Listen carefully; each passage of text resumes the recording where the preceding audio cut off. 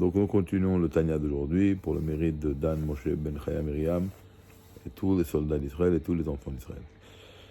Alors l'Admour Aken fait une conclusion rapide puisqu'on a expliqué que les habits de la Torah et les mitzvot, ce sont les seuls ustensiles qui peuvent nous permettre de nous attacher à l'essence de Dieu. D'accord, dans les mondes spirituels, là-bas on ne peut pas concrétiser la Torah parce que là-bas il n'y a pas de tzitzit, il n'y a pas de kiddush, il n'y a pas de matzot. Et donc c'est seulement dans ce monde-là où la neshama peut se fusionner avec l'essence de Dieu. Maintenant on peut comprendre ce que les sages nous ont dit, que mieux vaut 1 heure dans ce monde-là que toute la vie du monde futur. Parce que dans le monde futur, brille là-bas seulement une lueur de Dieu. C'est pour ça que lorsqu'on passe devant un cimetière, devant une tombe, on rentre dans un cimetière, il faut ranger les tzitzit. Pourquoi ?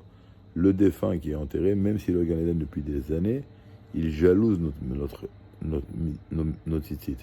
Et pourquoi il jalouse nos tzitzit ? Parce que lui, dans le Gan Eden, il a seulement une lueur de Dieu. Alors que nous avons l'essence de Dieu. Vous savez, dans le Shema Israël, on dit, lorsqu'on regarde les tzitzit, on va se rappeler toutes les mitzvot.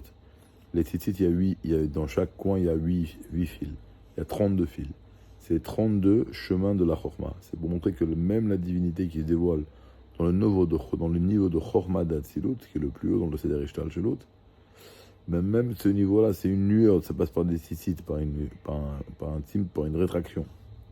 Et quand on va penser que même dans le monde de Atsilut, le mal du Dieu est rétracté, et nous, Usrartem et Kol Mitzvot Hashem. Alors que nous, lorsqu'on fait une mitzvah, on a l'opportunité de s'attacher à l'essence de Dieu. Alors à quel point on doit chérir les mitzvot.